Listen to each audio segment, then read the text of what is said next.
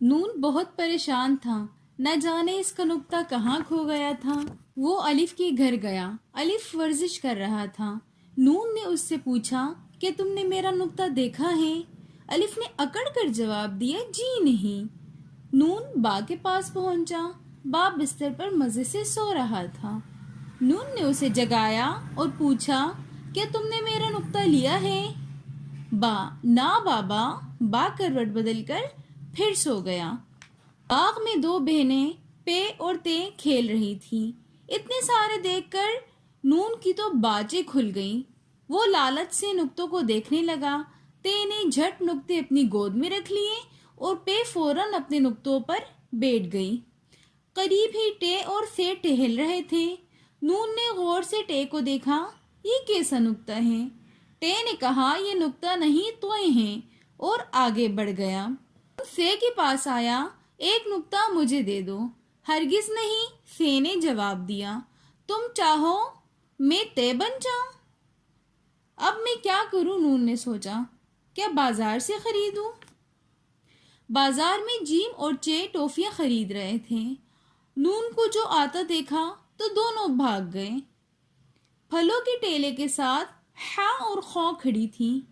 کیا تم مجھے اپنا نقطہ دو گی؟ نون نے خے سے التجا کی۔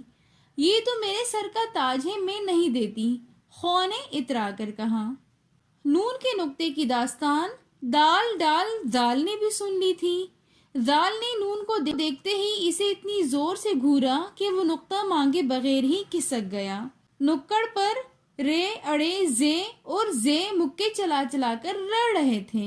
اس سے پہلے کہ نون نقطہ مانگتا، ایک مکہ اس کو بھی پڑ گیا اور وہ جان بچا کر بھاگا۔ بھاگتے بھاگتے سین اور شین سے ٹکراتے ٹکراتے بچا۔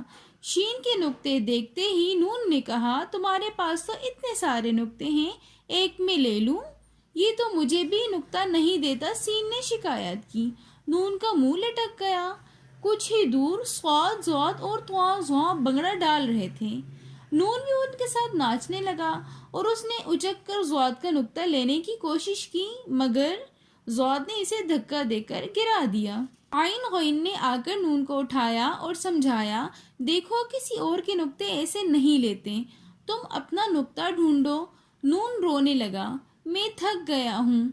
فے نے اسے بہلایا، قوف کھانا لے کر آیا۔ کاف اور گاف نے کہا، بھائی مت رو، لو ہماری ڈنڈیاں لے لو۔ لیکن نون کو تو نقطہ چاہیے تھا۔ وہ مایوس ہو کر شہر سے باہر چلا گیا۔ کھیتوں میں لام میم اور واؤ کام کر رہے تھے۔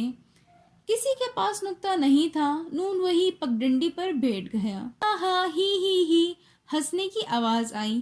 نون نے ادھر ادھر دیکھا، ہا اور ہا شاخ پر بیٹھے بے نقطے کی نون پر ہنس رہے تھے۔ سامنے سے حمزہ، چھوٹی یا اور بڑی یہ اسی طرف آ رہے تھے۔ دور دور تک کسی نقطے کا نام و نشان نہیں تھا۔ نون پریشان ہو بولا، میں تو بغیر نقطے کے نون غنہ بن گیا ہوں۔ یہ نے تمام حروف کو بلوایا اور ان سے آہستہ سے کچھ کہا۔ سب حروف ادھر ادھر بھاگے۔ رے اور زے پھر لڑنے لگے۔ سے اور ضاد وہیں بیٹھے رہے۔ باقی حروف ایک ایک کر کے تھوڑی دیر میں لوٹ آئے۔ کوئی کچھ لایا، کوئی کچھ لایا۔ زال زواں اور حمزہ کو کچھ نہ ملا۔